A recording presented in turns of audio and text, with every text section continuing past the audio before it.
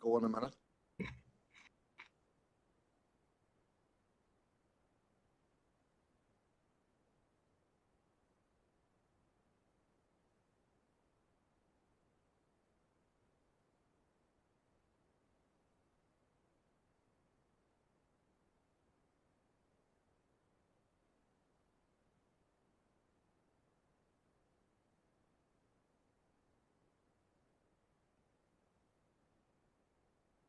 Okay. Good evening, councillors. Welcome to the special meeting of Tuesday, the 15th of April in the Grange. So item 1 on the agenda is apologies, and we have an apology here from Councillor Rainey. And so I'm now looking, I'm not seeing Councillor Coyle online. Is there somebody in the chamber from Sinn Féin who? Councillor McCann. Thank you, Chair. There's no apologies, such as number of councillors joining online. Councillor Coyle is one of them, so she'll be on fairly shortly. Okay, thank you. So I'll skip you out, Councillor Warrington, as we already have an apology from Councillor Rainey. All the DEP are here. Yeah. Councillor Robinson. All here. Thank you. So I'm not sure. Is Councillor Deacon online? Not seeing her, but she may join us later.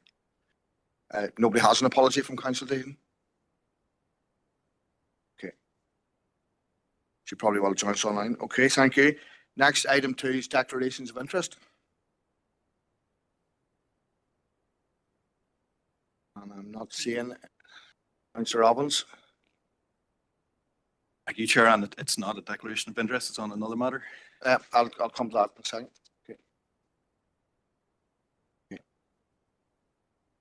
Okay, so I'm looking at a proposer to put us into confidential. Sorry. Okay, sorry, Councillor Robbins. Thank you, Chair. This afternoon, I understand, well, I see the email, I'm looking at the email now, that this council was served with a pre-action protocol letter. Now, it came in from a very well-respected legal firm, and it was sent on behalf of a number of the forum users. So, Chair, can I get a ruling in terms of whether it's appropriate for this vote or this decision to be taken tonight? Because I would be of the opinion that it would be wholly inappropriate, given that legal document and given the statements that it is making, because this is quite serious. This is not just a letter from anybody. This is a legal letter with legal ramifications. Yeah. We potentially are about to take a decision. So, Chair, I propose that. Proposing then if we could go into committee to discuss that matter. Fair enough. Okay, so Councillor McGrath proposed, Councillor O'Reilly second. All happy to go into committee? Okay, so I'm sorry, those who are in the public area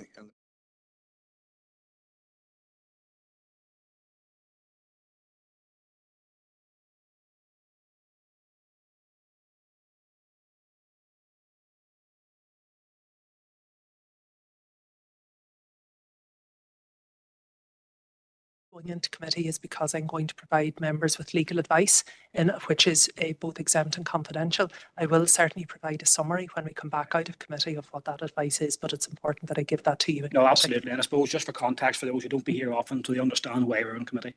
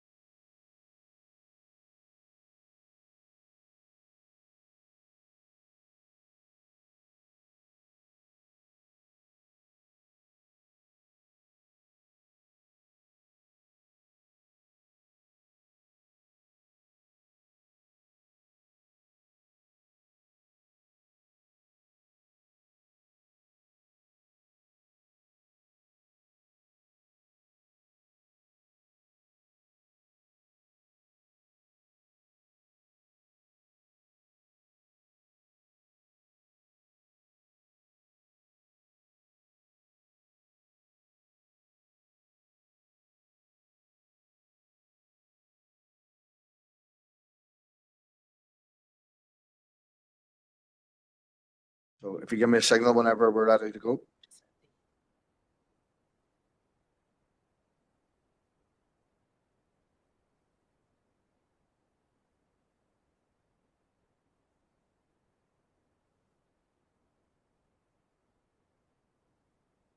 Okay, thank you. So Just wait, just a moment. going to wait for the map. Yeah.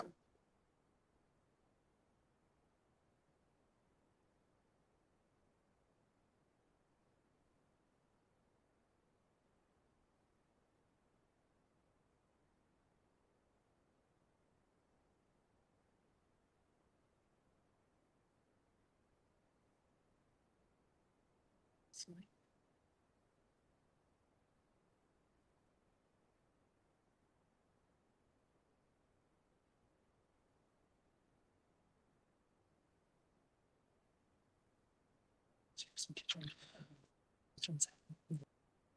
As well. Yeah, okay, thank you. So now we're going to the chief executive who's going to summarise the business conducted while we were in confidential.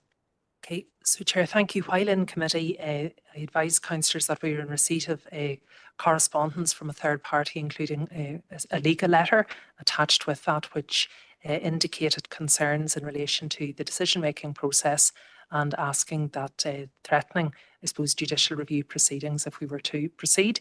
I appraised members of the legal advice that has been received on this matter, and the council has considered it and is satisfied that we proceed with the decision-making this evening as scheduled. All matters referenced in the correspondence have been fully and exhaustively considered by the council to date. Thank you. So proposer and a seconder to note. Or yeah, Councillor McCann, Councillor Philly. Yeah, okay. Okay, so next we go to item 3 on the agenda. Before we start, I'd like to remind councillors, whilst we had an extensive discussion of this on Thursday night, that was an informal meeting. So you were given a certain amount of leeway as to regarding the normal rules of council. There will be no leeway tonight. So I expect the behaviour to be of the highest standard. We also have members of the public here, so bear that in mind when you're making your presentations. Thank you. So, Chair, maybe just by way of introduction, there are 2 papers appended to the agenda for this evening. The first paper is public, obviously has been included, and the second contains certain elements of confidential information. Those relate specifically to matters of commercial and legal sensitivity.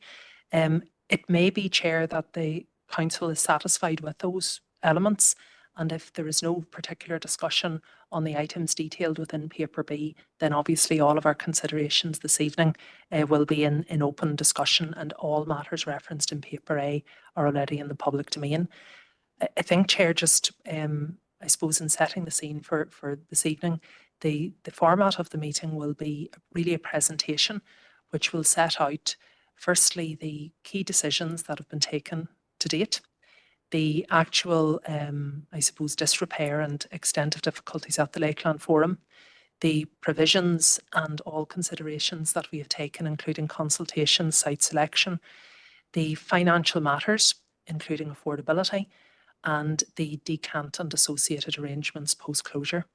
From an officer perspective, Chair, we certainly welcome the opportunity this evening for this presentation. I think it's regrettable that there is so much misinformation in the public domain. I know that that is probably something that's also irritating to members as well. We are certainly happy to provide any and all questions that are raised, but I think probably for the flow of the meeting, Chair, it would make sense if we go through the presentation first, and then we'll certainly, with your consent, take questions as they come. And the final matter, maybe, Chair, if I could just highlight, I am aware, obviously, of the media commentary today following last night's public meeting. A number of the representations, which certainly I heard on the radio this morning, will also be referenced in the course of the presentation. And I know a number of these matters have already been discussed both with the individuals as well as with members. So that's really the format, Chair, and I'll hand over now to my colleague John Boyle. Thank you, Chair. Thank you, Alison. Good evening, members. the Chief Executive says, we'll just do a short presentation which will cover the paper A, which was provided in advance of the meeting. We'll all know Manor Lakeland Forum has been in existence for almost 50 years now. Opened in 1976, one of the first leisure centres of its type in Northern Ireland, and I have to say it has stood exceedingly well to all of the work that has and the numbers that have come through its doors or whatever. Most of the leisure centres, and there were a lot of them across the region which were built at that time, have all been replaced at this stage. I think this is the last one from that era that is still operational. It has a 6-lane pool, a 6-court hall, and offers great facilities, I have to say, and has stood the people of Fermanagh and indeed the wider district in great stead over the years. However, age tells, and it is coming to the end of its useful life. There's no doubt about it. There are many items of plant and equipment that are failing. Increase in running costs, maintenance is increasing year on year. And certainly the pool element is one element which has effectively came to the end of its useful life.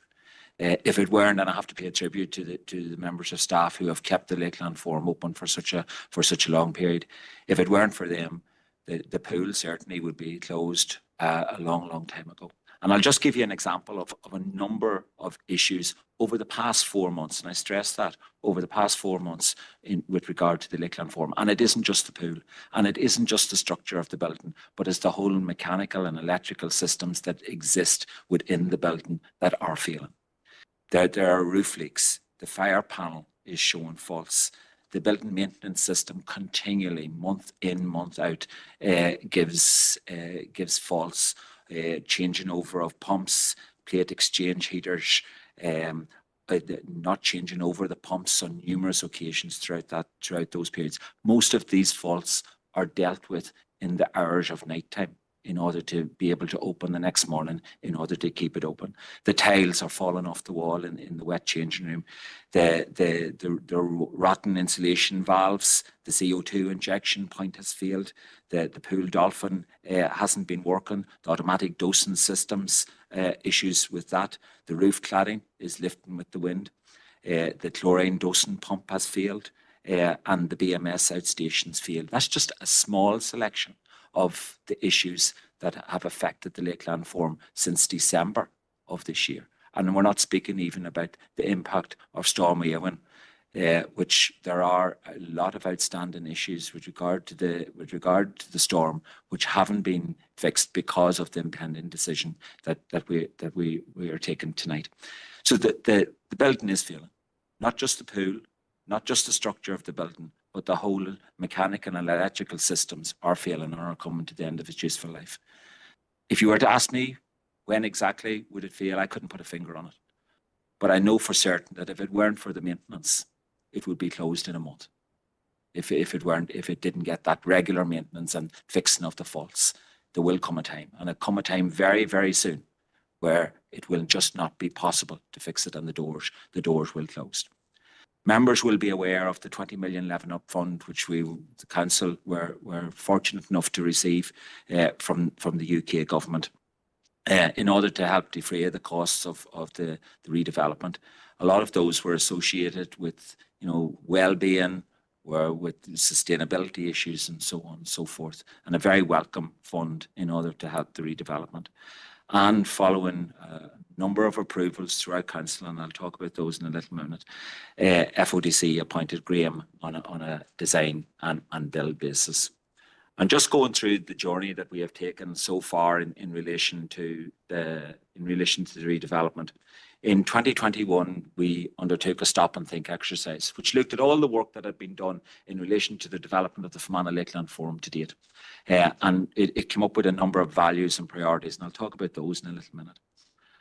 But in May of 2022, after approval of those values and priorities, we approved, or council approved very, very, very clearly the location, the pool, the hall configuration, and the need for us to build to a passive house standard.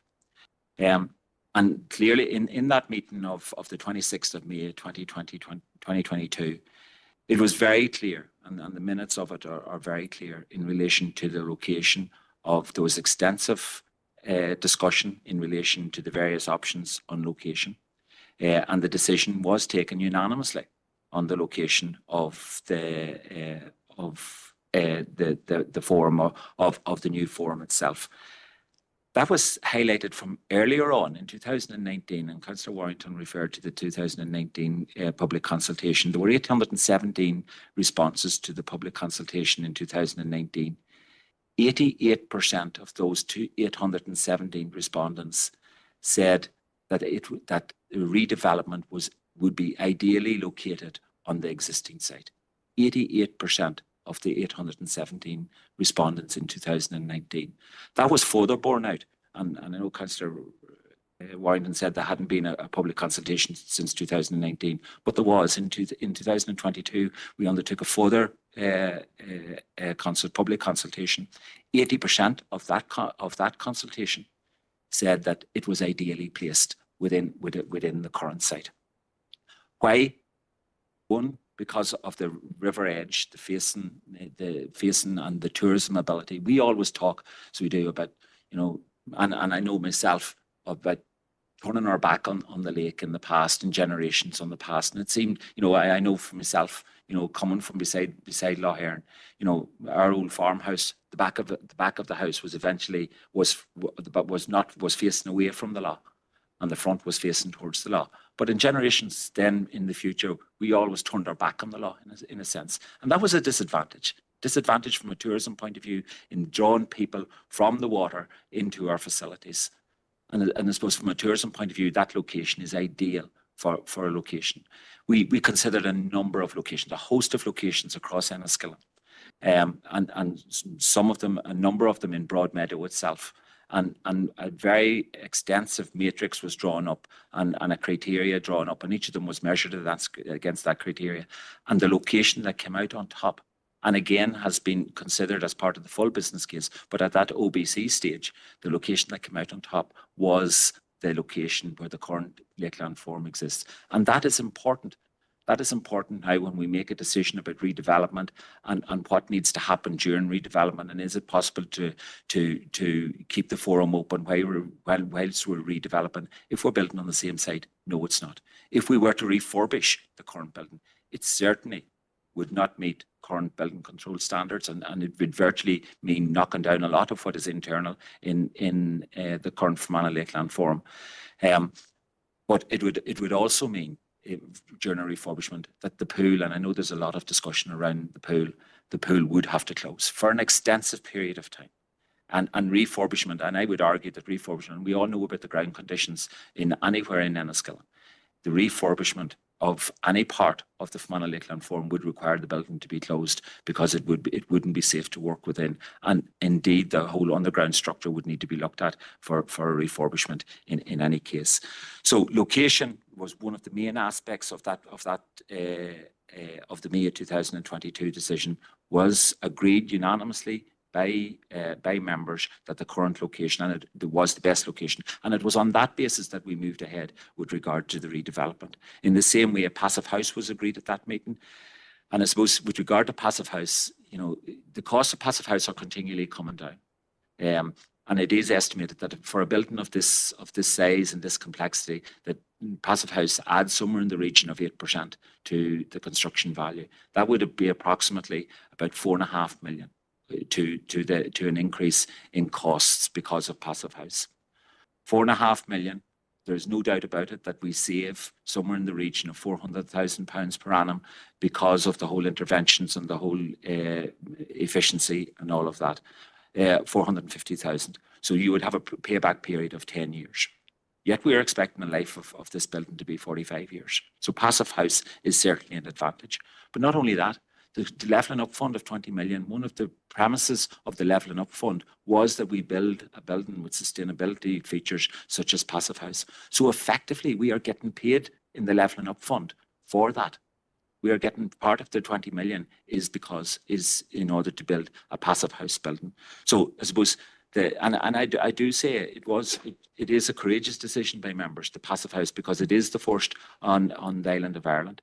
It is only the third in the UK, but it will serve the people of this district for the next 45 years well in building a building to that standard.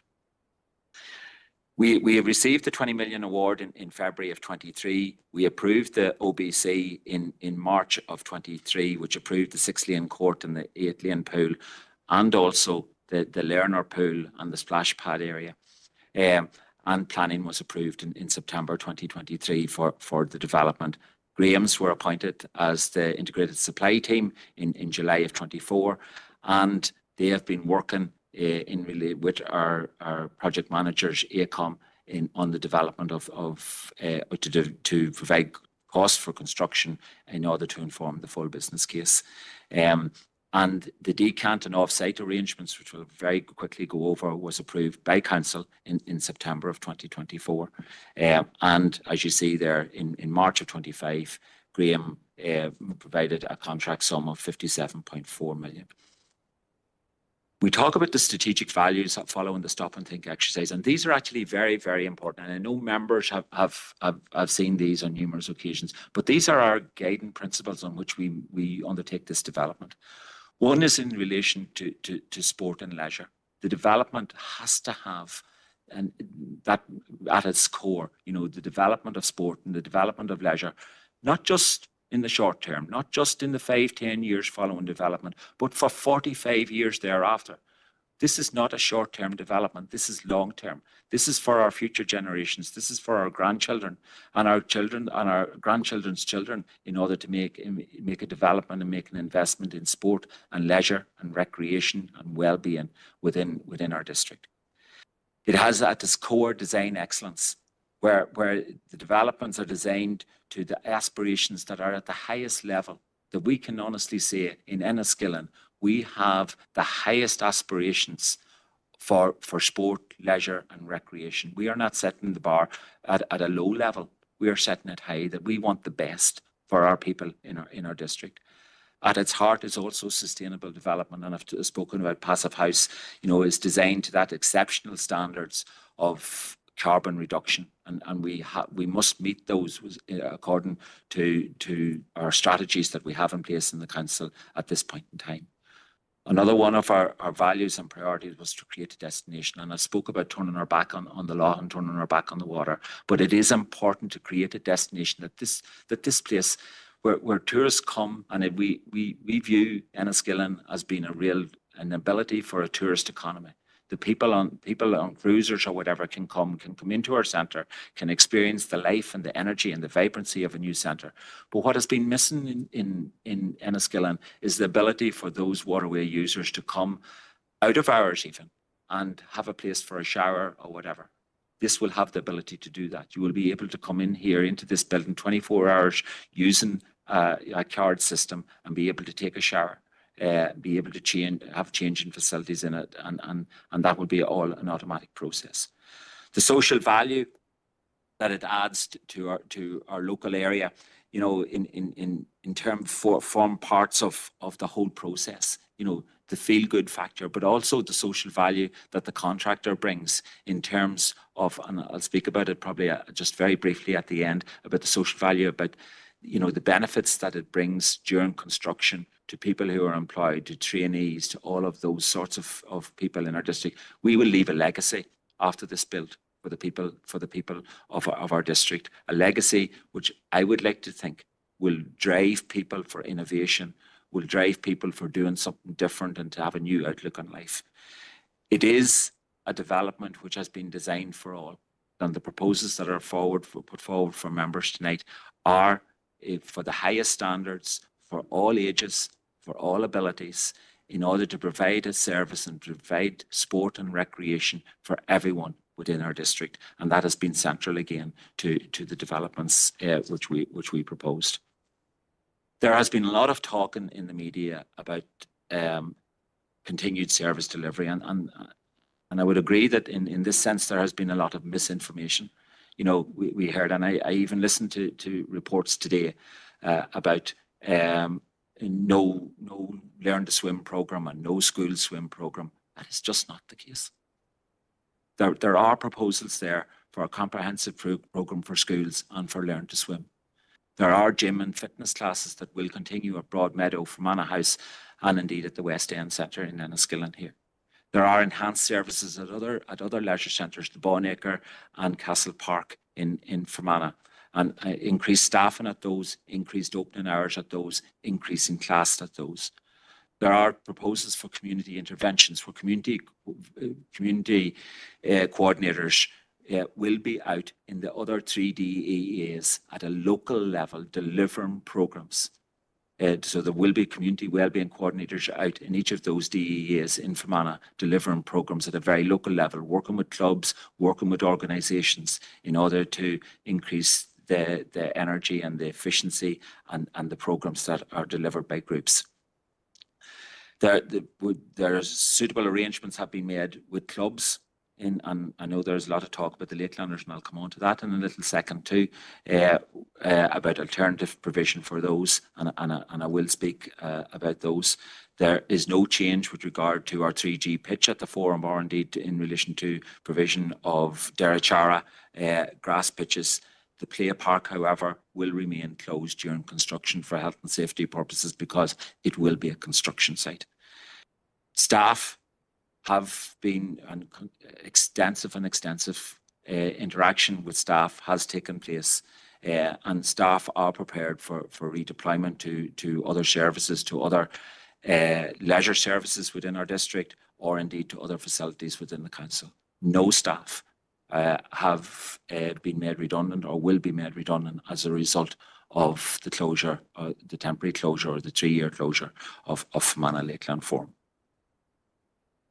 Just going through the design, and I know members have seen this, but just very quickly to reinforce it, the design will have a destination play park outside, so this is external to the building. It will have a sensory area within that play park. It will have a new pontoon, so that again, that increasing the importance of linkages with the water for canoeists, for kayakers, or whatever. There will be a new pontoon installed. There will be accessible trails and paths throughout the Broadmeadow area. There will be a new pump track which will be installed for recreational use, and for the business community there will be improved pedestrian connectivity towards the town centre and links with the town. And I suppose from an economic point of view, we want this building to be the focus point that will be the gateway effectively from the water up to the town centre. Internally, at the lower ground floor level, there's the reception and foyer, as you would expect. There's a soft play area and sensory room, a main court hall, a six court hall, party and community rooms associated mostly with the soft play area, a cafe, a water sports changing area that I spoke about people coming off the boats or whatever, and public toilets. And on the ground floor also, at what we call the upper ground floor, which is just a number of steps up, there will be the main 8-lane pool, 25-metre pool. There will be also a learner pool, and the importance of that is absolutely vital, because members, you will be well aware in this chamber over and over again, every time that we release lessons, swimming lessons, the demand is greater than supply. We need an extra pool. And this development provides that extra pool. There is a splash pad. There's village changing, a changing places area. There are there are a number of consultation rooms, and we are in discussions with the Western Health Trust in bringing some of their services out into the Lakeland Forum, out of the healthcare setting into the Lakeland Forum, in order to be able to provide more accessible facilities for people, but also to link in our interaction with the trust in providing services that link to wellness. And this is why I call this is not strictly a leisure centre, it is a wellbeing centre. It is for all aspects of your wellbeing. And there are staff facilities on that upper ground floor also. And then on the fourth floor, you will have your spectator seating to the main pool. You will have changing facilities, and that's where you will also have your fitness suite, spinning studio, multi-purpose room, and there will be an activity terrace and on uncovered activity terrace looking out onto the water. In relation to Passive House, and a lot has been spoken about in relation to Passive House, we have, and members have approved, a climate change and sustainable development strategy. And by 2036, all of our buildings in the council must achieve zero carbon. This is one of the ways in which we can do this. Passive house will be a massive step in relation to this. My passive house is a way of life. It's not just the construction. It's how the operation of the building itself operates once it's open. It's got to do with the way that the building faces, how it is fueled, all of those sorts of things. But it is also the daily operation of that centre, which the high levels of insulation and so on and air tightness allow it to operate in and managed in a proper way to manage carbon reduction. We have spoke about St. Sidwell's in Exeter. Energy consumption 57% less than that of a non-passive house leisure centre in the same council area. 57% less. And you will see, just if members can see the graph there of the green being Riverside Leisure Centre in Exeter compared to the blue areas, which is St. Sidwell's. So costs coming down, as I said, 8%, 4.5 million, and payback period of 10 years for passive house installation at the maximum. Again, I hear about consultations and that members, certain people say that they haven't been consulted with or whatever. I can say I don't remember a project that I've ever been involved in that didn't have as much consultation as this project. 2019 survey, there were 817 responses to that survey. And that really informed the development at the early stage as to where it went, what was in there, and so on. In 2022, another consultation, just to confirm that, there were 367 responses received and over 80% strongly agreed with the location and the proposed layout of the project. Both of those consultations involved the ability for individuals, for groups, for organizations, for the business community or whatever to get involved. There were focus sessions, there were drop-in sessions, there were plans that were drawn up and that were available in the leisure centre for people to review. There was in 2022 the definitive plans prior to the planning application submitted were on view before submission, and people had the ability to make their views known. There was an engagement with statutory and non-statutory organisation, and just for 1 point, and again, I heard a report this morning about the use of the pool and the need for a 50-metre pool. At that, in 2022, 4.65% of those 367 respondents raised issues about needing a 50-metre pool. 4.65%. Very, very low percentage. And I suppose when we come to talk about a 50-metre pool, there are already 3 in Northern Ireland. There are 3 in the whole of Southern Ireland. So it would be regarded, and genuinely would be regarded, that Northern Ireland actually has too many 50-metre pools as it stands at this point in time. That the demand for it would certainly not meet the extra cost that would be involved in putting up. You can only imagine the size extra of a development that we would need in order to put in a 50-metre pool and the ongoing energy costs that would be required in order to maintain it. The pool is the big element that is different from any other standard building in energy usage. Just in relation to that 2022 public consultation, and I know members have raised concern about a sauna and a steam room and so on. In that 2022 public consultation, 2.61% of the people indicated that they would want to see a sauna and steam room in the development.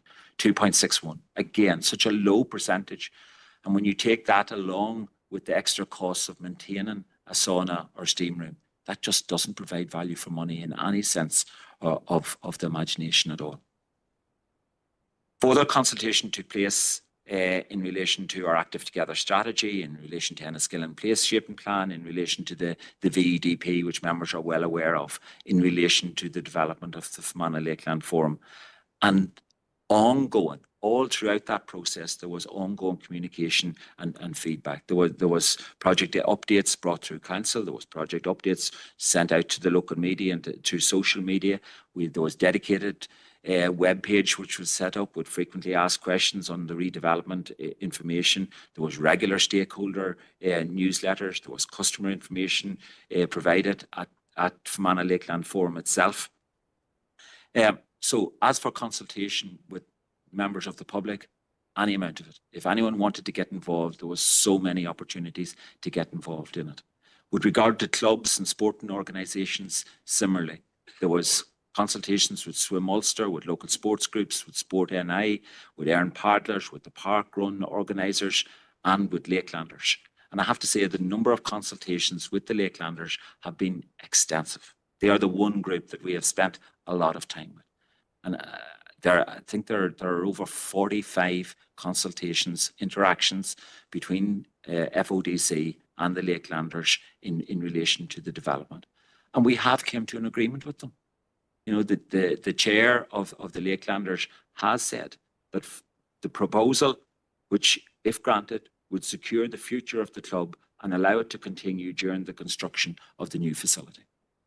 And those proposals are extensive. Use of the pool in Oma Leisure Complex, you know, on Monday, Wednesday, Thursday, Friday, and Saturday. One coach mileage. The coach who is coaching the swimmers paid in order to travel to Oma Leisure Complex in order to undertake those coaching sessions. That use of the pool is free for the Lakelanders. 2 free swimming galas per annum at Oma Leisure Complex also, where they invite other clubs to come and undertake a gala, and also free use of the gym on 1 day per week at Broadmeadow here going forward. So those proposals are very extensive and have been agreed by the chairperson of the Lakelanders in our discussions with her. And I think it is, you know, those discussions, I have to say, were protracted, were long, and I have to pay a tribute to the Lakelanders in bringing a proposal to the table, us considering it, and there have been a number of interactions of those proposals before and when we got agreement in relation to it. The capital costs and the figure of 57.4 I've already quoted, which is the final contract sum which was submitted by Graham as part of their costing of the project. There are additional costs which are borne by FODC as the client of 12.6 million. And so therefore the cost for the project, for the full business case and in consideration of the affordability of the project is £70 million. And just in relation to affordability, maybe I'll hand over to Catherine just to take us through affordability. Thank you, Catherine. Thank you, John, and good evening, members. So in relation to the affordability considerations, which is, I suppose, summarised on the slide available for yourselves this evening, I suppose just at the outset, the considerations around how affordable the total project costs of 70 million are have been considered in detail in compliance with the Council's requirement under the Finance Act NI 2011 and within the context of the associated codes of practice, and the one that's predominantly referred to within our calculations is the Prudential Code. The affordability considerations members has also been considered as and relating back to the Council's approved medium-term financial plan for 2025 to 2030. And members, you'll be aware that that was approved as part of the special council meeting on the rates setting for 25-26. I suppose firstly, members, then it's a total project cost, as John has referred to, estimated at 70 million. John has also referred to the LUF funding, which is very welcomed, of 20 million. That therefore leaves members 50 million projected costs to be funded from the council. In line with those policies and codes of practice that are referred to, the council's practice of funding capital projects is firstly and foremostly from any external funding that is available or that may become available in the future. Also, the council looks at the affordability of its total capital plan and not in isolation of any individual project within it, but for the purposes of the significance of this project. At this present time, there are capital reserves of the council available to fund the project, and I've estimated those to be in the region of £11 million. The council is quite rich at present in terms of its cash balances and reserves, and in line with the codes of practice and the Prudential Code, there is the ability for the council to utilise its cash reserves, and that is good practice to do so, to utilise its own cash reserves first before it would consider, or that I would definitely consider, any proposals around external funding. So the calculations on the screen tonight, members, just to refer those back, 70 million of projected costs, the utilisation of LUF funding, which is the only available funding at this point in time, of 20 million. Should further funding be made available to the council in due course, that will of course be considered within the council's medium-term plan as the utilisation before reserves, internal borrowing or external borrowing is utilised. So the external borrowing, members, at this particular point in time is £19 million. The affordability, members, and John referred to it earlier on as well, also considers the net operating budget. So what does the budget of the new proposed Lakeland Centre look like? And John referred to the savings of just under 1% per annum, projected savings from the new facility. In terms of considering affordability, members, there is a suite of affordability assumptions and financial risks considered with each of those elements, including costs, including utilisation of reserves, including the utilisation of the cash balances of the council, and including the potential for external borrowing. The total proposed external borrowing, members, based on an assumed external interest rate borrowing of 4%, the interest costs on that, members, would be 9.7 million over a 25-year period. The internal borrowing, members, as well, will also be a charge on the rates and will be repaid over the useful anticipated life of the new facility, which is 45 years. So in terms of cost of financing, members, you'll be familiar with the normal annual rate setting process of this council, which considers, number one, the operating income and expenditure needed to deliver all of the services within the council, the utilisation, members, of reserves, and the cost of financing of capital expenditure. So through the annual rate setting process, members, you'll be familiar with the cost of financing capital expenditure. Those three elements added together, members, then are funded either by central government support, and then the balance is funded by the rate space itself. So in terms of the cost of financing, members, just to bring it back to the context of what that would look like in terms of a rates charge, not a rates increase at this stage, members, at all, but what the cost of financing of that would be on the rates. I have highlighted the first year being 2028, 2029, members, so that's a couple of years away. And the reason I'd highlight that year is that given the projected estimated time of the utilisation, the costs and when they may incur, and the utilisation of those other elements of funding before we go out to externally borrow, it is anticipated that the first year of borrowing costs would be in 2028, 2029.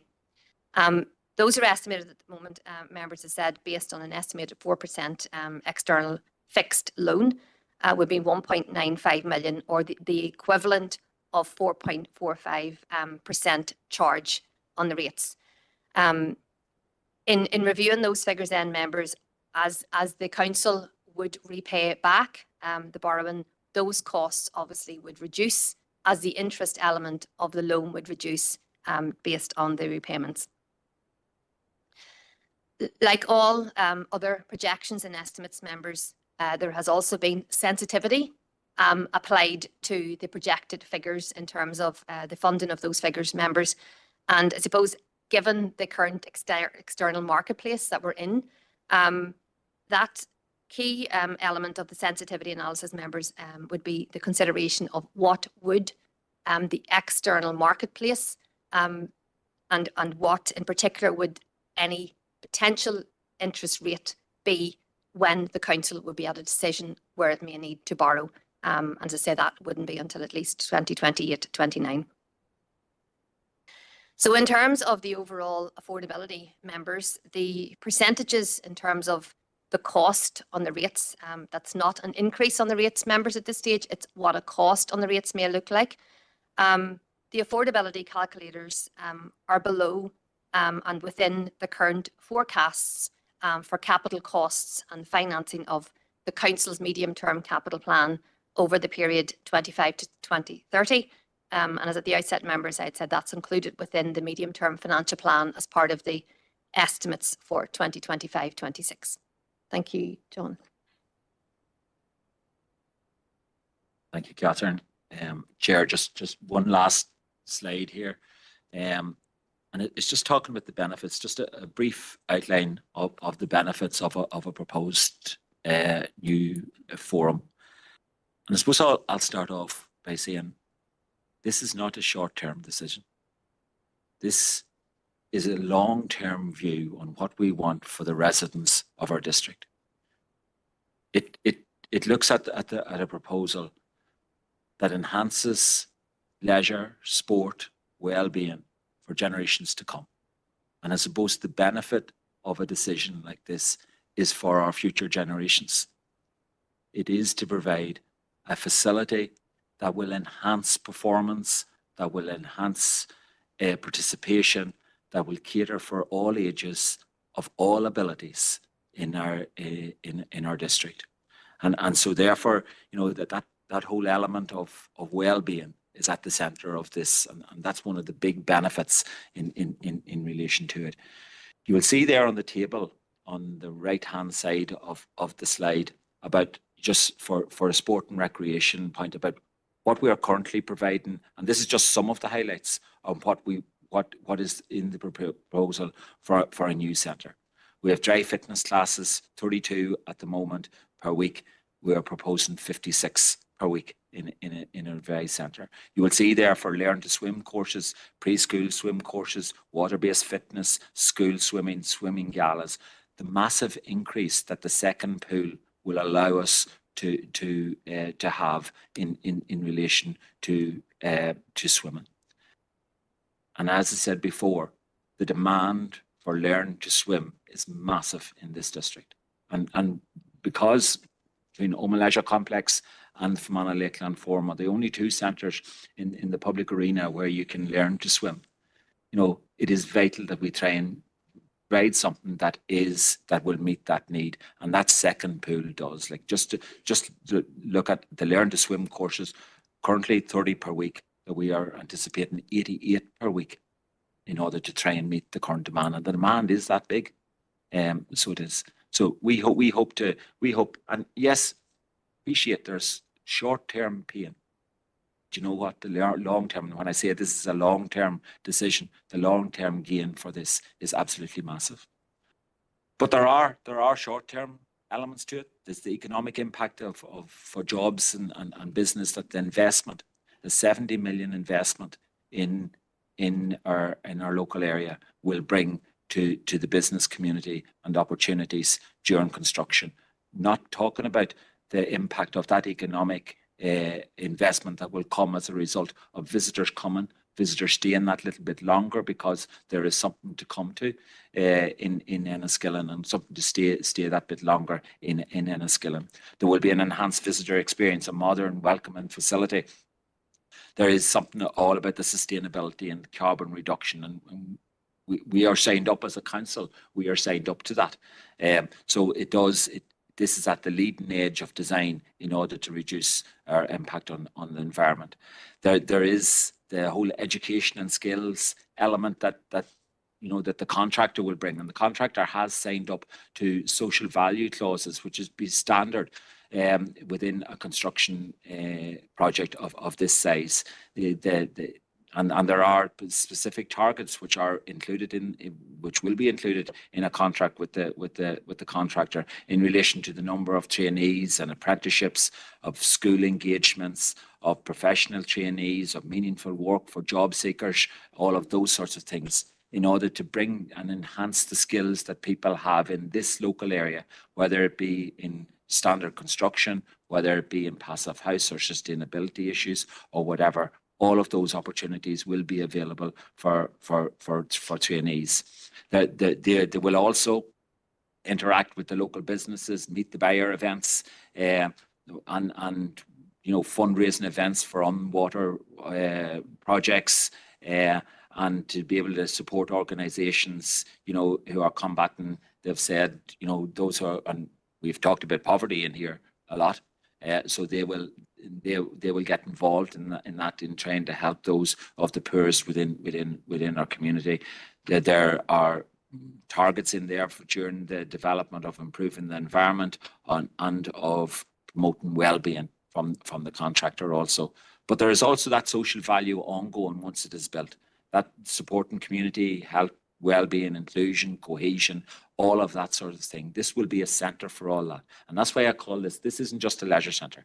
This is a well-being centre, which we are proposing.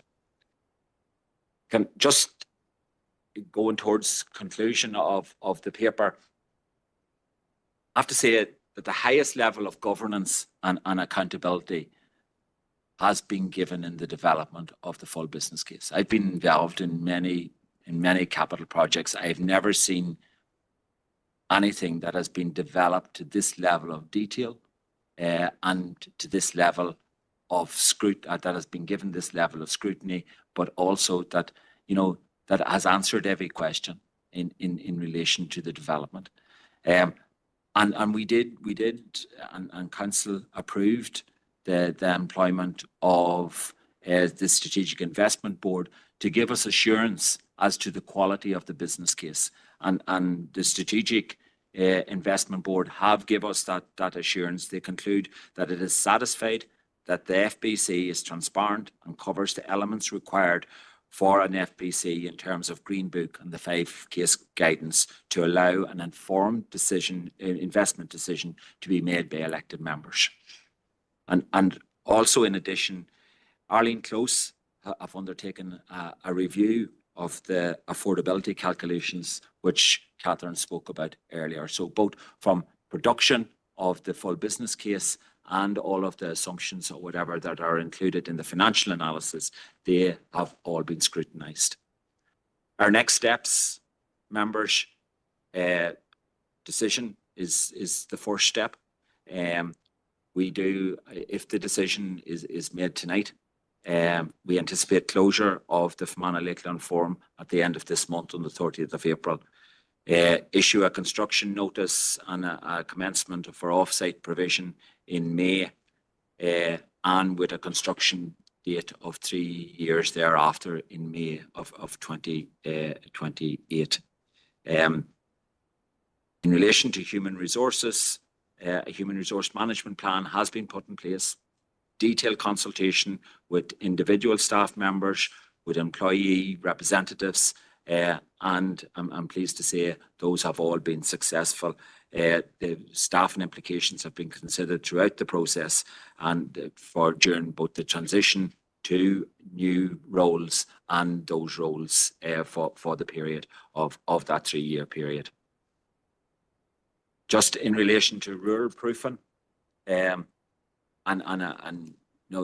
rural needs impact assessment has been undertaken in relation to the proposed development, focusing on the new facility itself and indeed the interim provision during the redevelopment. And the findings of that assessment were that the new facility and its operating model after redevelopment are not expected to negatively affect the rural residents. And that is solely because of all the mitigations which have been put in place in other to continue to deliver leisure and recreation services throughout our district during the period of redevelopment, and that it was going to have an equal impact on rural users. So, Chair, I'll come to the recommendation. It's recommended that the council approves and adopts the full business case for Fermanagh Lakeland Forum redevelopment. It's recommended that the council approves the project affordability, which Catherine spoke about in the context of the detail provided in the full business case. It's recommended that the council approves the continued appointment of the integrated supply team, who are Graham's, the contractors, for the construction contract value of 57.4 million, and approves the continued appointment of the integrated consultancy team, AECOM, who are our project managers, to undertake project management, cost management and client monitoring services for the REBA stages 5 to 7 at a continued cost of 1.2 million moving ahead. Thank you, Chair. Thank you, John. Councillor Maguire. Sorry, Thomas. Guramaga Caherly. And I have to thank John for that very open and in-depth analysis of the situation we're in. But as we're all aware, we've had misinformation and we've had mistruths put out in the public arena. So I just want to state a few facts that I am aware of. The first fact is that we as a council have a statutory obligation to provide leisure. So on that basis, I'm content. The second fact is that the forum, as John has just outlined, is no longer fit for purpose. Fact. The third fact, this has been 6 years in the making. I've been involved in every meeting reference the forum over that 6 years. I have always felt fully informed of every step of the way, and I am quite happy with the procedures as outlined by John again and again. I am aware that it had unanimous support at the start, and unfortunately that seems to have dwindled. But there and ever, that's for others to answer to their electorate. And the fourth fact is that the finances now stack up. Never before have we had an opportunity like this to make a major 70 million investment in our area to guarantee the best of leisure facilities for our population for the next 45, 50 years. And I am more than content, Chair, to propose the recommendations at 9, 1, 2, 3 and 4. Guramaga Caherly. Thank you. Next we go to Councillor Irvine. Thank you very much. I suppose I'm one of the party that Councillor Maguire is referring to that was in support of the proposal in its current form when it originated way back 5 or 6 years ago. But unfortunately, I don't believe in it anymore for varying reasons that I have alluded to and talked about this past year and a half. Nothing to do with Councillor Ovens coming on the council basically into our group. It's a personal decision based on rationale and judgment and my competency in the construction industry. And to that end, I feel duty bound, I would say, to make an alternative proposal. And my alternative proposal is that we put a stay of 6 months on making an investment decision, particularly in regard to the current one on the table, and that we go back and revisit our consultations and carry out one consultations with our constituents and community, and look also to see if there are alternative locations that this type of scheme could be put on, and in the meantime that we keep the forum open. So that's my proposal, Chair. Thank you. Okay. Next we go to Councillor Mahan. Thank you, Chairman. Invest in the West. Every member here has over the years complained, and rightly so, the lack of investment in the West. It's plain to be seen, whether it's roads, schools, whatever, hospitals. We've complained for years. How can we make such a statement ever again if we decide not to invest in ourselves? You know, how can we ask other people to invest in us if we're not willing to do it ourselves? It most certainly is a vast amount of money, but I believe in our people and I believe it's the right thing to do. If we don't, we're going to get left behind. We're going to end up as the Wild West. The Levelling Up Fund, 20 million funding, credit's due to the officers and the team who secured that from a competitive pot of funding, where we fought against other applicants to get that funding. Why would we put that in jeopardy? And maybe just by way of a question, which can be answered at the end, if that's okay. Can maybe some of the officers confirm if the Levelling Up Fund has been in contact, or if they said about extensions, or where we sit with that if for some reason we didn't go ahead or delayed? Benefits, tourism. We all know that a decent swim pool, or we should know a decent swim pool, attracts day trippers. We all go away for the day, whether it's Lisburn or wherever. We go away to a decent pool. And overnight stays. It's estimated that a family of 4 on a weekend away spends anything from £300 to £500, including the accommodation, well, that's the Enniskillen Hotel, the Killeven Hotel, or a caravan, tent, food, all our food outlets up the town, round about, all those areas. Much needed extra business. Shopping, or shops up the town centre, crying out for business. Great opportunity for them. Not only that, our council attractions, Marble Arch Caves, for example, more people to attend those, more revenue for the council, coming from outside of our area, not taking it from the ratepayers locally. There's no doubt that businesses need this boost, and external spend coming into the area is very important. The benefit for the residents, of course, a new modern facility with a great experience and a great, even the family change in the villages that are set out, great experience. I was going for a cup of tea today, and I was stopped by a lady. She has 2 children from Fermanagh here. She said she wouldn't dream of going to the Lakeland Forum with her children to swim. She goes to Oma. Complete different experience. Children don't want to go to the one in Enniskillen. She also told me a friend of hers she went to school with. She works in Belfast, and she comes home the odd weekend. Keen swimmer. She goes to Oma. Wouldn't entertain going to Enniskillen.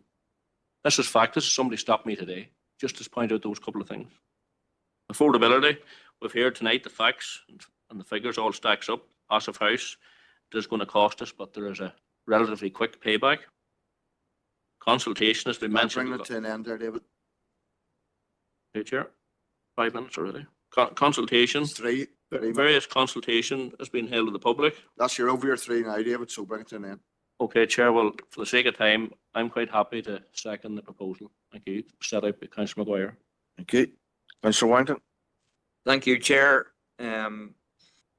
Just a few questions here, and then I'll make a proposal, or I'll be seconding Councillor Irvine's proposal at the end.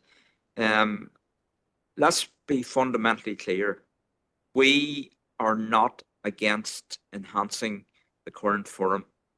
That's never come into the mix. We want to see progress. But just to put a few questions out there, and I've jotted a few things down.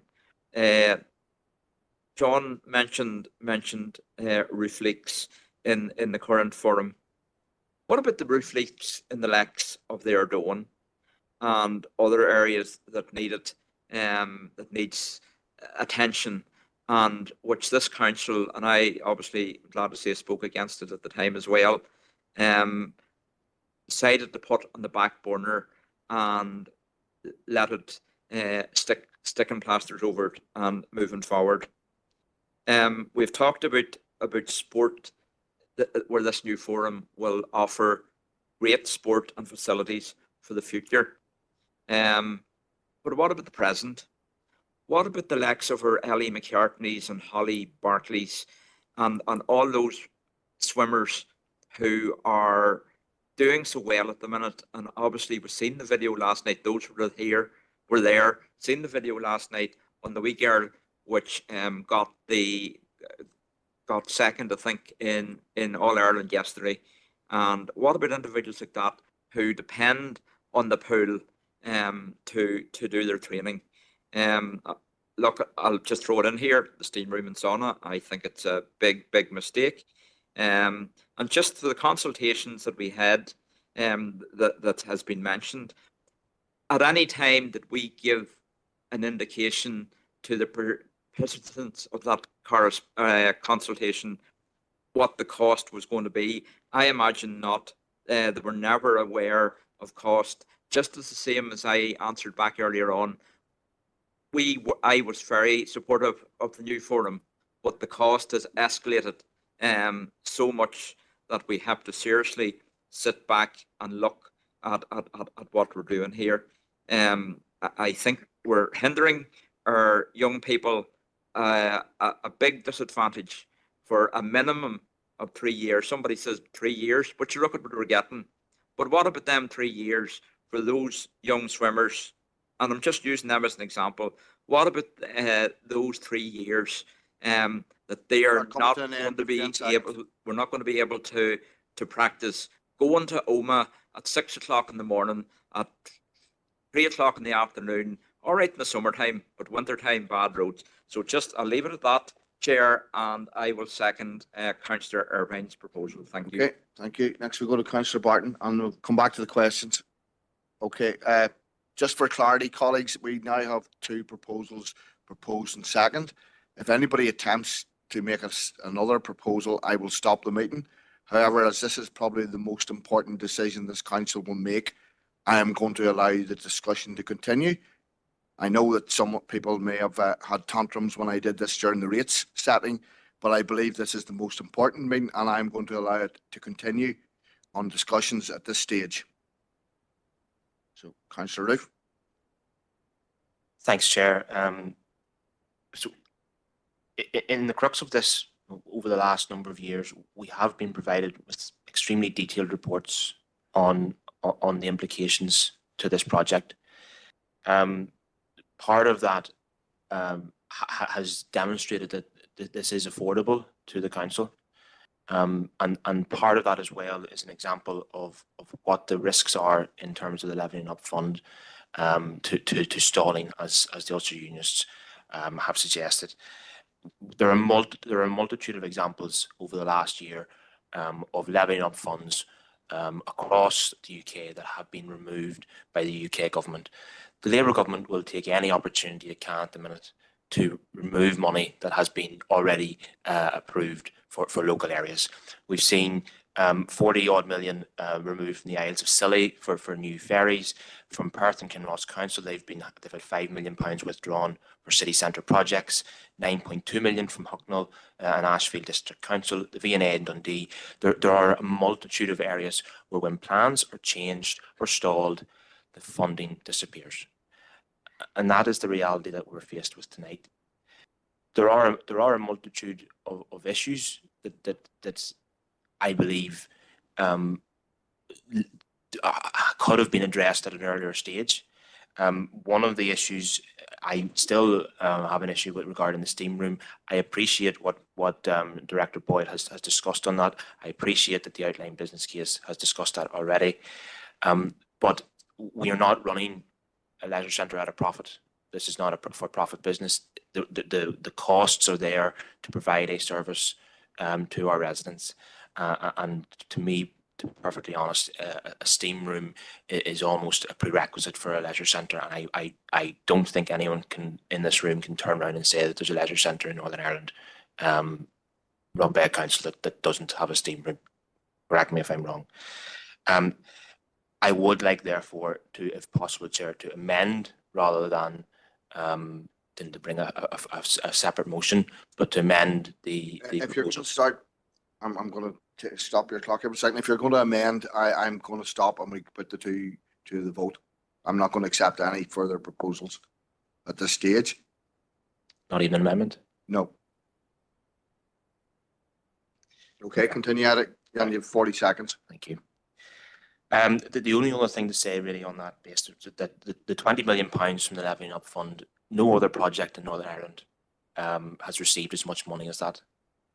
That is a fair example of where the UK government at the time believed the standard of this project is. We have a a responsibility over the next 30, 40 years to have a reduction in our carbon output. I have no doubt that in the next 10, 15 years, every council in Northern Ireland and the UK will be put under pressure to retrofit their buildings. 5 seconds, Eddie. Thank you, Chair. That will be an advantage for us because of this project, because we will already be ahead of the curve. Thank you. Okay, thank you. Next, Councillor Gannon.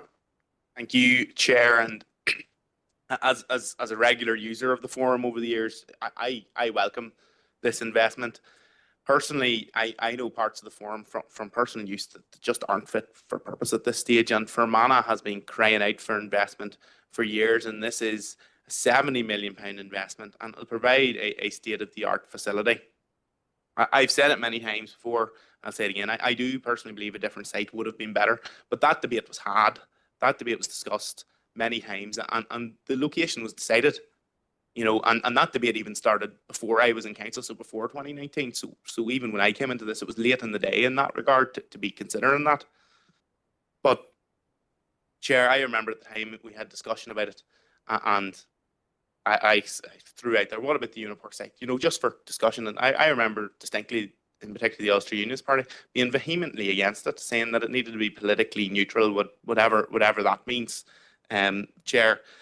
And I do think delays, looking at moving sites, looking at changing plans would lead to a loss of the levelling up fund. It just would.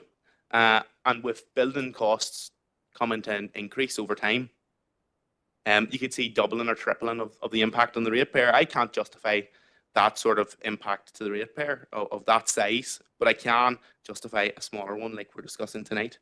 You know, new facilities, obviously there's the negative closing, but we've mitigated. We're looking at better rural services, a key thing, the Learn to Swim programme, the gym relocation, you know, but something that is missing, I think, is the steam room. I think if you want to be truly state-of-the-art, you do need to include it. I'm disappointed, Chair, that you're saying you're not accepting an amendment. In effect, you're blocking discussion on having that. And look, you've made your ruling on that, Chair. But I think it's, personally, I think it's the wrong ruling to make. I think it was a sensible amendment to consider. And it may not have been able to be added immediately, but it could have been looked at. It could have been retrofitted. It would have cost more, but that's something that I know I would have been happy to go with, and I would have been happy to second. Where Eddie was going with that, it was very evident what Councillor Roof was saying. You know, there is scope in the plans for changes. Now, I do recognise the impact on the Lakelanders. You know, the travel is a negative. I think everyone has to say that, but I think the director has laid out that apparently the chairperson has said they're happy with the mitigations that have been put in place. I do know that the football pitches, you know, with changing facilities, it's not quite business as usual, but they're still there to be used. And I'd like to thank Alison and all the directors and staff for fielding my many questions over recent weeks. And my final thing to say, Chair, is I think this will bring a significant net benefit to the area. The majority of people I've spoke to want this, and they really don't want a delay. The delay so far is their major complaint I'm getting. And I do want this to go ahead, but I do think the relatively small addition of a steam room, if you'd allow that amendment, Chair, is very worthwhile. But I'll leave it at that, Chair, and generally supportive of this and want to see it go through. Thank you. Councillor Brown, Chairman. Thank you, Chair. Councillor Maguire has set out the rationale for why Sinn Féin will be voting in favour of this proposal tonight. This project will be hugely beneficial for the whole of Fermanagh and beyond. The people of this district deserve to have the highest quality of leisure facilities that we can provide. Think of the benefits that this project will bring in terms of physical and mental well-being, tourism, economic development, community enhancement. I, like I'm sure many of the councillors in this room, got involved in politics because I wanted to improve outcomes for the people of this district, and that is exactly what this project will do. I think it's important to recognise that there is a great deal of concern out there because of the disruption that will be caused. But as councillors, we have to weigh up all the facts in front of us and do the right thing for the people. And I have no doubt in my mind that this project is the right thing to do. As we've heard from the director, and I'm sure what most of us would accept, that the current forum is not fit for purpose. At 47 years old, it's well past its useful lifespan. A full redevelopment is the only viable option. The new Lakeland Forum will be a state-of-the-art facility, a real gold standard leisure centre, which we can all be proud of, the only passive house leisure centre anywhere on the island of Ireland. The council fought hard for and successfully won a £20 million levelling up grant which I believe was the largest grant given for any project like this. We have already seen the British government slash funding to pensioners, disabled people, and they've paused the Mid-South West growth deal. Does anyone here seriously believe that they wouldn't snatch this funding away if there was even the slightest inkling that we would use it for the purposes which it was given? I don't believe that there will be any significant impact on ratepayers, and I believe that this is an affordable project. And we'll finish on this point. The Ulster Unionist Party want to pause this decision from going ahead, but I have no doubt in my mind that any other decision to approve this project tonight would be a death knell for leisure provision in Fermanagh. This is about safeguarding leisure facilities for the future generations. I attended the public meeting in Enniskillen last night, and I heard the impact of closing for 3 years will have on the people, particularly the Lakelanders, and I do fully sympathise with them. So while it's no means an easy decision, it's a simple choice in my mind. Do we want to have a leisure centre in Enniskillen, or do we not? Voting in favour of this project is the right thing to do, and I appeal to the community to have patience, and in time we will see the benefits of this transformational project. Thank you, Chair. Thank you, Dermot. Next we go to Councillor Green. Seamus. Thank you, Chair. And I suppose I would like to delve into the perceived motives of the Ulster Unionist Party in opposing this and whipping up as they perceive a kind of a negative thing against what should be a really positive story. I suppose you can look back on 70 years of them in government, while in Stormont, while they stripped the West of the rail, of any investment whatsoever. It's not that long ago when they were in cahoots with the Tories, and let's all remember what the Tories do. They run down services and then they privatise them. So I would just ask people just to consider the motives of people now. Are they wanting to run down services and privatise them? I don't know. I can't read their mind, but if it walks like a duck and it quacks like a duck, it's probably a duck.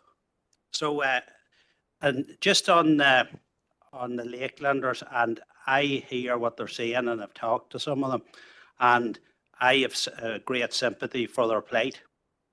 But I'd like to also point out, I live in Coonan, which is over 20 miles from Enniskillen, and in 3 years' time, when the forum opens, a lot of the people in rural Fermanagh will still have a 40-mile round trip to go on bad roads, and they're really bad roads from Coonan to get to Enniskillen. So that is the reality of rural Fermanagh. But I am one of the biggest advocates for this Lakeland Forum to go on ahead. I think it'll be a brilliant addition. I think anyone that's against it at the minute has no ambition for this county, has no is lacking foresight for this county. This is one of the best good news stories that we have had.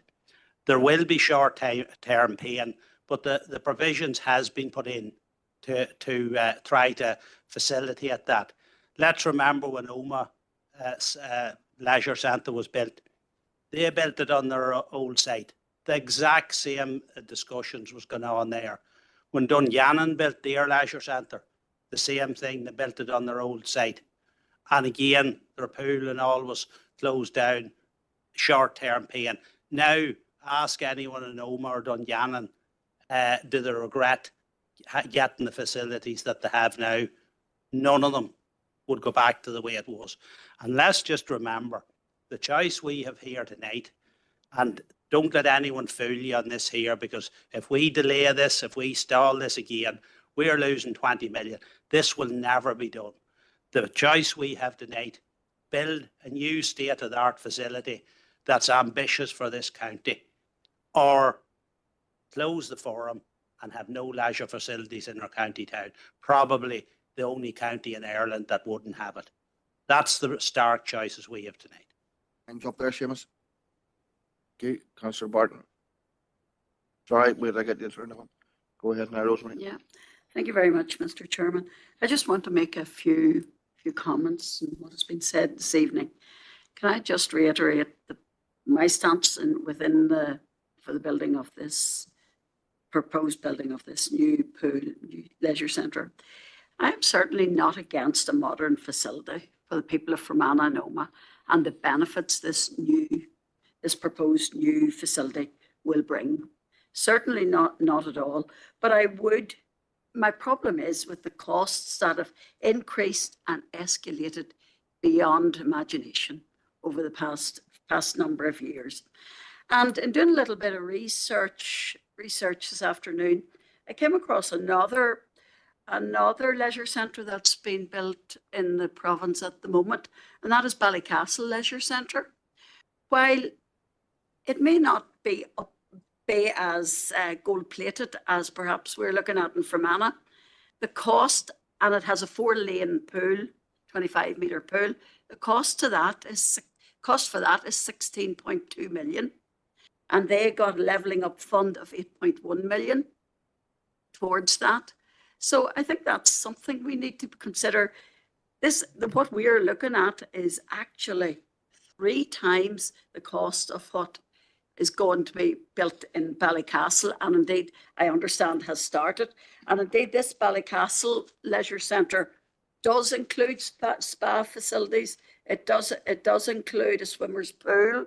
It includes a splash area, a modest spa facility, which includes sauna and steam room and gym, etc. So may not be as gold-plated, but look at the cost of it, 16.3 million, and compared to what we're 70 million that we are looking at. So I think people should look at this and consider what we're spending our money on. And finally, can I just ask for a recorded vote, please? Yes, if we have to go to a vote, yeah. Okay, next we go to Councillor Withers. Sorry, Patrick. Patrick, go ahead now. Yeah, thank you, Chair. And thanks to John and the officers for their work on this project. I find it quite bizarre, the comments from Councillor Irvine, because it seems to be that he was listening to a different presentation than myself, where John has clearly set out that the forum is no longer sustainable. It's not fit for purpose.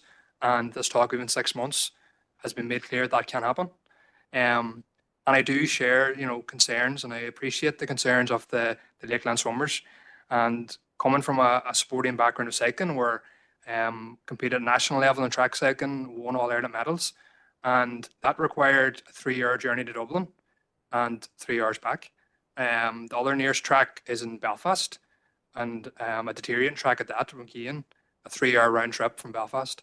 So I appreciate those concerns, and anybody trying to achieve success and go on in their sporting careers, I appreciate that. But the reality is the forum is not fit for purpose. It's literally looking at falling down around us. So it can't continue. And the proposal to even refurbish it or maintain it while another site would have been found to build an alternative facility, that just is just not workable and not possible. So while I appreciate their plight, their short-term pain has been said for long-term progress and for the health and well-being of the general public, our participants, and also for those who are going on to try and achieve things in elite sport. Thank you, Chair. Thank you, Patrick. Next we go to Councillor Glenn Campbell. Glenn. Sorry, I'll go to Carly. Well, first of all, I suppose I want to commend our director, John Boyle, for the presentation and the way the facts relating to this very exciting project have been outlined in great detail. And I think that's much appreciated, and it should be welcome that those facts are firmly in the public domain. I also want to commend our Head of Finance, Catherine, as well, for the thorough notes and presentation in respect of finance and affordability of the project. And I suppose I speak as a parent, so I can appreciate, like many, the impact that this will have on families. And I fully appreciate that it's a loss, it's a short-term loss over 3 years. But I also can understand the comments of previous councillor in respect of families willing to travel. Councillor Mahan, families willing to travel for the best facilities. And, we want to aim high for the citizens of our district. All the citizens of this district And, you know, I have too been stopped today and asked about this decision tonight. And somebody said to me, you know, the best time to plant a tree is 20 years ago, but if it's not planted, plant it today and you'll enjoy the shade in the future. So this is about the future young people that will enjoy this facility. And, you know, we're talking 3 years. That's a very quick payback in terms of our investment. And the payback is not just in terms of the cost saving that's been outlined with the passive house, which is fantastic.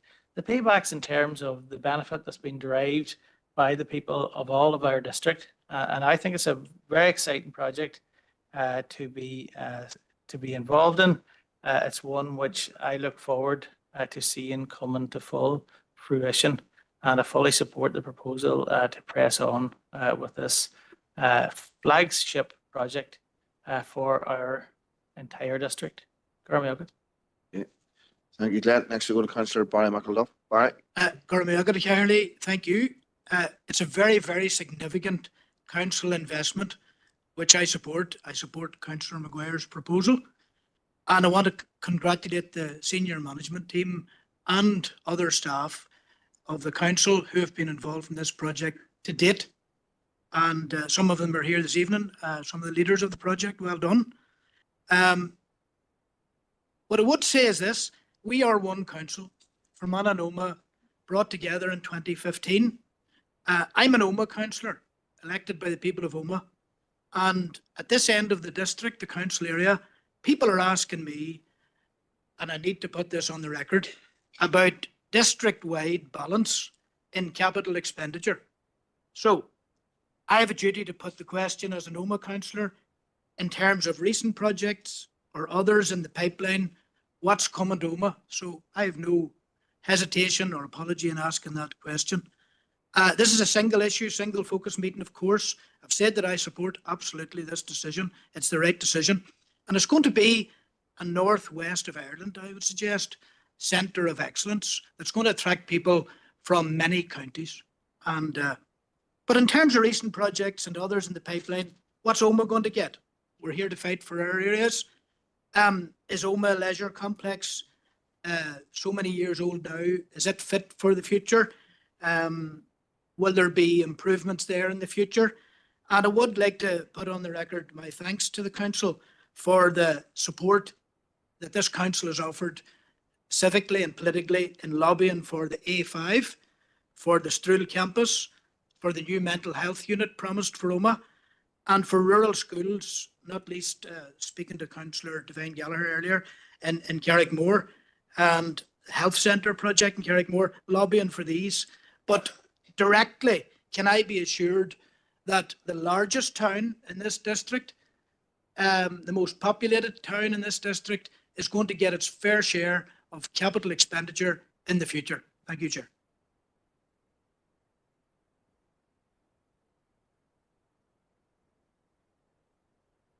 Apologies. Next we go to Councillor Josephine Deacon, who's online. Thank you, Chair. And at the outset, I too would like to record my thanks to our Chief Executive, Alison, to John Boyle, and for his very comprehensive report, and to Catherine for presenting a very comprehensive financial report. We can't ignore the vast amount of work that has gone into this project. And I think it is a very exciting and worthwhile project, and it will be our flagship project over the next 3 years. Now, I'm an independent councillor on Fermanagh and Omagh District Council, so I have no political axe to grind.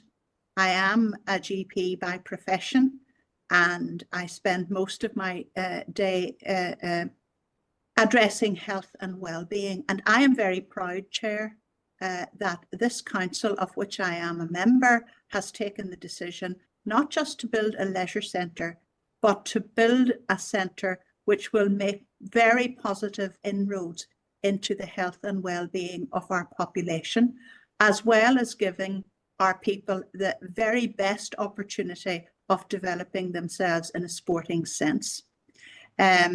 I believe that we were quite right to go down the passive house route. We do have responsibilities in respect of climate change, and by adopting the passive house design, while it has certainly added to the costs, I think it will help and is in line with our climate change and sustainable development strategy, which is so important for all of us. So it is a vast amount of money that we're spending. In our previous informal meeting, I had reassurances that other capital development projects to be undertaken in the medium term will not be adversely affected by this huge investment. It is appropriate that members would question the amount of money that is being spent, but we all know the geopolitical circumstances which pertain, and the costs of delivering such a project will only increase year on year.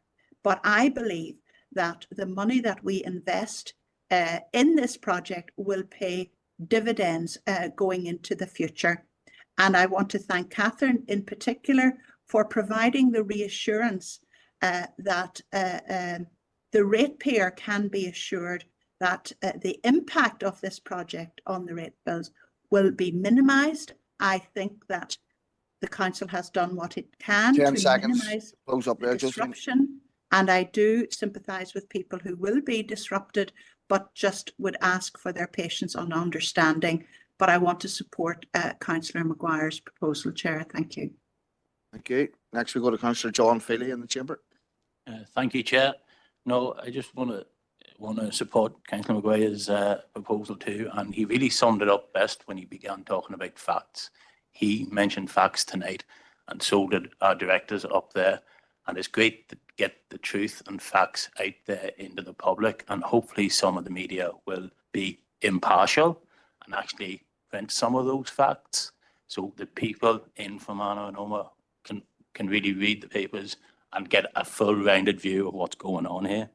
I also want to commend Councillor Mahon there for supporting it and seconded it, but I really want to highlight, he summed it up brilliantly with how can we look for investment in the West if we won't invest in ourselves? It would be rank hypocrisy. Summed it up brilliantly. I also want to just mention that probably Councillor Barton's comments kind of let the cat out of the bag. The UUP are trying to be all things to all people and supporting and saying there's not enough ambition and it should be a 50-metre pool. But in actual fact, what they'd be really looking for is a downgrading of the Lakeland Forum. And by talking about Ballycastle and talking about how they're going to have a 4-lane swimming pool, half the size, we're having an 8-lane swimming pool. I'd really like the UUP to go into a meeting with the Lakelanders and say that they think it would be better to downgrade the Lakeland Forum and have a 4-lane swimming pool. Madness. The investment we're putting is an investment of a top quality leisure centre, not what Ballycastle, it's a new one. Ballycastle never had a leisure centre before, and fair play to them for going with it. But come on now, that's not what the ambition for Fermanagh and Omagh should be. Thank you.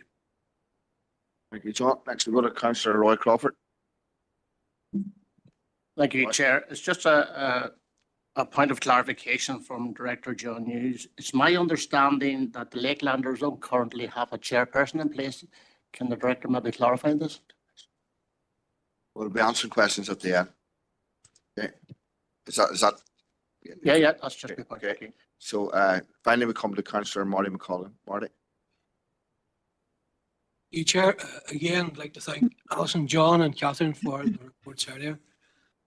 I suppose listening tonight kind of brought me back to similar discussions that took place in the old Omagh Legacy Council when the leisure centre in Omagh was coming to the end of its life. We faced many of the same issues, including issues around the closure of the pool. But I believe that we made the right decision then by investing in the future of the leisure centre, and I'm delighted to be able to support this proposal tonight. I believe this is a very positive step for our district. It's a massive investment in the health and well-being for citizens and the health and well-being for children and grandchildren. I can't think of a more important or greater legacy than this investment into the future. And I've heard councillors expressing concerns regarding increasing costs over the past number of years. And I believe to try and prevent any future increases, that instead of pausing this proposal any further, we should be moving on as soon as possible. Thank you, Chair. Thank you, Mark. Next we will Councillor Mark Evans. Thank you, Chair. And I know some colleagues don't like it when I'm negative for solely doing my job. So I'm going to actually start my contribution tonight with a positive.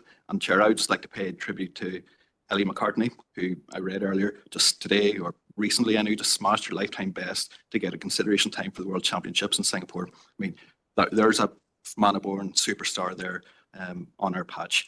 But that, Chair, perfectly sums up the potential that we are snatching away from our young people. We're snatching potential away from the Lakelanders with all the disruption we're doing there. We are snatching away the potential of all the other parents that use the forum, the range of facilities within it. And Chair, I have seen or heard very little cognizance or even awareness. I mean, I've heard big words of we sympathise, but we'll see shortly how those words stack up. Chair, I mean, this project is madness. It is the height of financial recklessness. It is burdening ratepayers for the next 45 years. I've heard that there's been minimal or no impact on ratepayers. That's just financial nonsense. I mean, I refer members to page 62 or 62 and 64 of the full business case. You will see in black and white the impact. We'll have to go into confidential if you want to go to the full business case. I'll move on, Chair. I'll move on.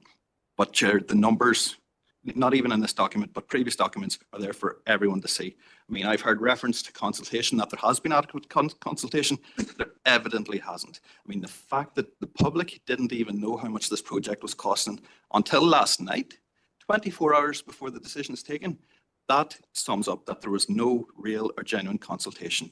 I mean, I heard a member of this council previously refer to businesses across Mananoma who are coming to me with concerns as, I quote, small-minded people. I make the point that these so-called small-minded people are the wealth creators and the wealth generators for Mananoma. They are the people who are providing jobs. They are the people who are providing a hell of a lot of the contribution towards our rates. They are not small-minded people. They're a lot more intelligent than me, and I suspect they're a lot more intelligent than a lot of people in this room. But Chair, I mean, it is nonsense. It is the height of nonsense to be building something so significant without even existing basic facilities. And we've talked a lot about a sauna and a steam room tonight. It's just madness. And we know, we're being told by some within the council it doesn't stack up. We know why it doesn't stack up, because it doesn't comply with passive house standards. We shouldn't be going down the passive house standards in the first place. And Chair, there's been lots of references and vague references to misinformation and facts. But I was in the public meeting last night, and I'm surprised the public meeting last night has got so little mention here tonight. But it was claimed by Sinn Féin last night that the forum will be closed in 3 years. That's not the case. That's clearly not the case. Because I'm reading page 65 of the outline business case. 10 seconds. And it talked about it being closed in 15 years. So it's clearly not the case. It's clear tonight that parties are sticking to a party line. There's no interest in listening to local opinion, and that's shameful. Okay, thank you, Mark. Next we go to Councillor Stephen McCann. Yes, thank you, Stephen. Chair. It's been a very extensive debate tonight, and indeed Thursday night past, and indeed over the last couple of years as well.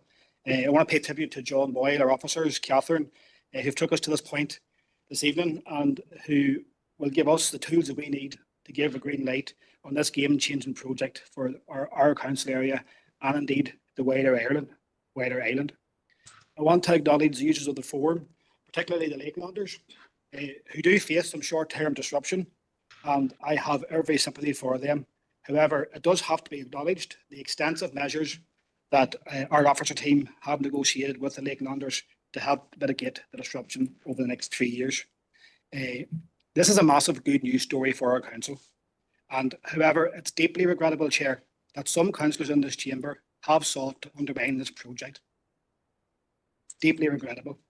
There has been false narratives, there's been mistruths, there's been distorted facts fed into the media and fed into the public domain, which has, reflected an incorrect position of the council and this project. They have made allegations against our officers, complete nonsense, complete shameful and dereliction of their duty to their constituents. They'll have to answer for that themselves to their electorate, and in my humble view, they're doing their constituents a massive disservice. They claim to be on the side of the people. However, it's important to be clear, if their proposal goes ahead tonight to defer or to stall, the Lakeland Forum is going to close. Simple as that. It's going to close. We've heard the council director John Boyle earlier on in the meeting outline the significant faults and failings in the Lakeland Forum over the past 4 months. The Lakeland Forum isn't going to survive much longer. You know, if you invest money into that, you're throwing good money after bad. This is the only viable alternative. To say that this council is going to reach this decision tonight without being aware of all the facts, without consultation, in fairness, folks, it doesn't stack up. Doesn't stack up. And I do have to reference Councillor Robbins's comments about, you know, he's questioning the financial reports. Bearing in mind the SAB have cited our accounts. You know, our own financial advisors have given it the green light. You know, we can't all be wrong, Mark. You know, we can't all be wrong. The whole world can't be wrong. No genuine consultation. Can't be wrong, Mark. You know, we've heard of the extensive consultation that Director Boyle outlined during his comments. You know, I don't know what more consultation you want. And, you know, the last word in this shouldn't be a negative. It's a massive good news story for the area, and I look forward to using it in 3 years' time. Thank you, Chair. Okay, thank you. No further questions, so I'm going to go back to Director John Boyle. Alison's going to go first, and then John can answer the various questions. We have 2 proposals, and then we'll put them to the vote. Chair, it's just a couple of maybe general comments, and I know there have been a number of themes in relation to the questions, and then I know John would like probably to come in on some of the detail as well. If we could just start maybe with some of the latter comments. I think it was described around madness, recklessness, and similar language. This is a very considered decision. All information is before members. It has been proofed, assured. The council is financially robust. We are able to take this on. It is certainly not reckless. And while members might take a different view, it is completely inaccurate to state that it's reckless or in any way deficient in that regard. There have been a number of queries, Chair, specifically about the impact of pause or deferral in relation to the levelling up funding. So and I know some members have referenced it in their own comments, but to be clear, we have every indication from the work that we're doing on the Mid-South West Growth Deal and other initiatives that if there is any suggestion of delay, deferral, or not proceeding with projects under any measure that we're receiving from Westminster, the money is gone. So I certainly, while we have not asked the relevant department in Westminster, what would happen if we delayed, based on all of the experience to date, I think it is highly likely that the funding would be lost and we would be entering into a clawback situation. We would have costs of approximately £4 million that would be lost, and that would be an additional cost as well to the ratepayer and to the council. In relation, Chair, just to there's been some debate around, I suppose, the continued feasibility of the operation of the current building. I know John has already dealt with that in some considerable detail in the presentation, but make no mistake about this. This is actually quite a simple binary decision. So we either want a leisure centre in Enniskillen or we don't. If we want a leisure centre in Enniskillen, the preferred site and all other elements have been assessed. It's the site that we're recommending to you. Certainly there will be a disruption, which we fully accept. But if we choose not to proceed, I would certainly say well before the end of this year, the Lakeland Forum will close by necessity and there will be no plan B.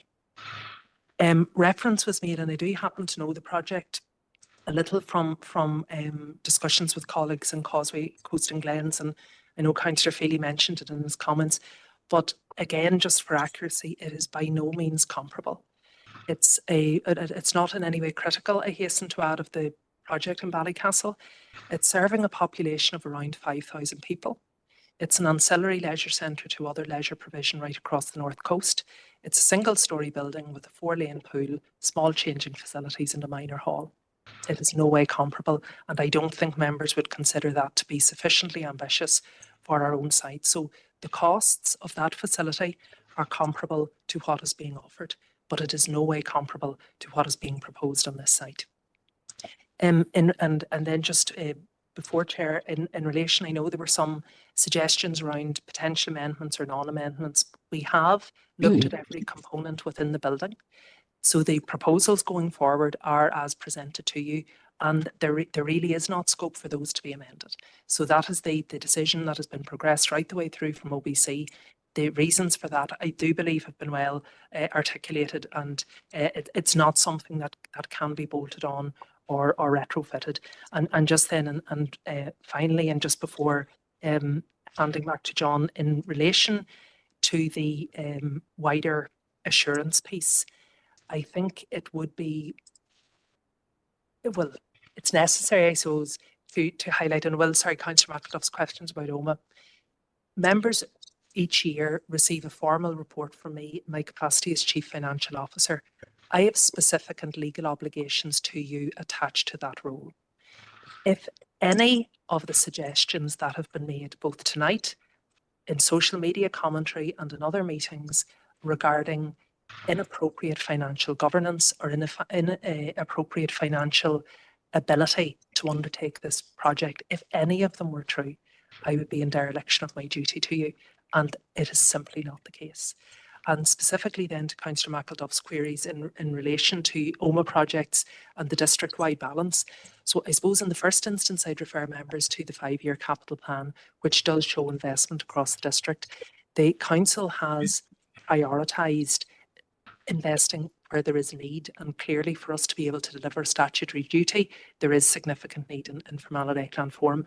But and while I know Councillor McAduff is referencing probably as an OMA DEA, he will also think of the breadth of the OMA side of the district, including Mid Tyrone and West Tyrone. But among the projects that we are intending to bring forward, and again, each will be subject to the individual business case assessment. So we have the crematorium project for OMA, we'll have the recommencement of the hydro, the extension of the Riverside Walk, the development, hopefully with support from central government, of the St Lucia site. We have the continued works at the Ecclesville Forest in terms of the reopening of that area and the wider utilisation of the recreational space. We are, with the support of obviously the council's own initiative, rolling out a £1 million per year strategic capital grants programme. One of each will be within, an award of each. An award of 100,000 will be in each DEA and an award of 300,000. Specifically then in terms of other council initiatives, our play park strategy is rolling out across the district. We also have specific waste proposals in relation to developments in OMA, and in terms of the specific queries regarding OMA Leisure Complex, it's 11 years old now. That we have been upgrading, and I suppose fairly modestly, the work as needed. But there are some fairly significant proposals, both in relation to the interior, but more importantly, the exterior of the site. We have a very comprehensive proposal for the lands adjacent to that, which is Ardiston Park. We have, I suppose, been somewhat unlucky to date around the Peace Plus funding for that, but we're certainly confident that that will come forward in relation to another funding. So I think when members do look at I do appreciate the scale of the investment decision for Fermanagh, but I think when you look at the plan in its entirety, the district as a whole will be very well served. And I suppose just finally, Chair, before handing back to John, I think it is important that we acknowledge we do not underestimate the significance of the decision that you're taking this evening, and that is why we have ensured that everything you need is there. We're very happy to take any queries on it, but certainly we wouldn't be recommending what we are if we didn't believe it was the right thing to do.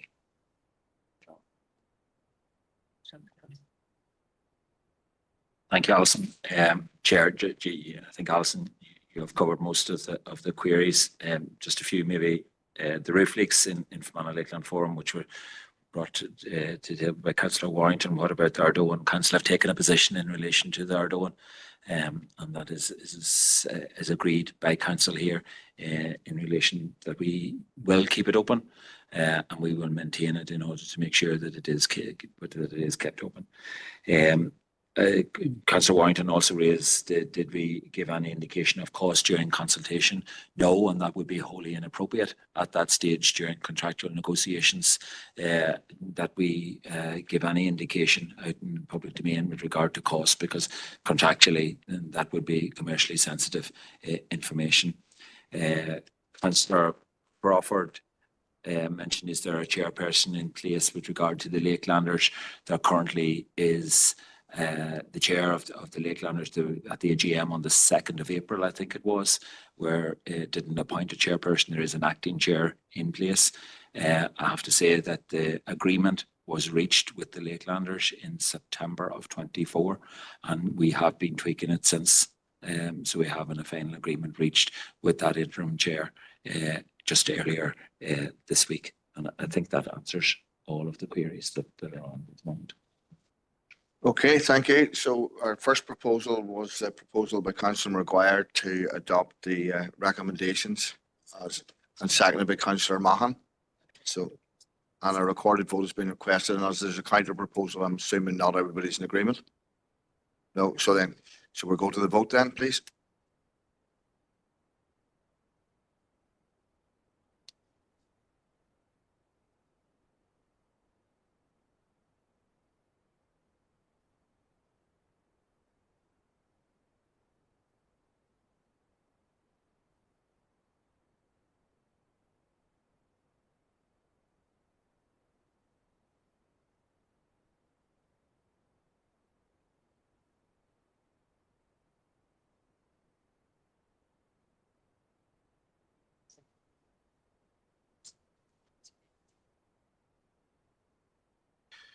Eight and 6 and 4. 4, yeah.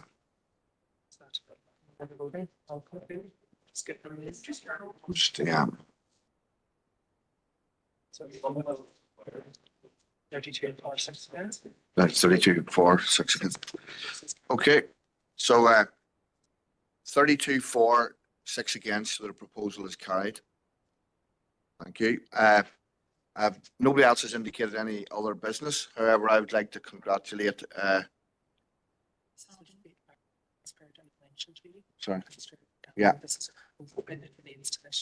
Okay, so before I let Councillor Gannon in, I'm going to bring in another. I'd like to congratulate Ciara O'Donnell from Enniskillen, who has been playing for Ireland under 18s, and she scored a try in the win against Scotland today.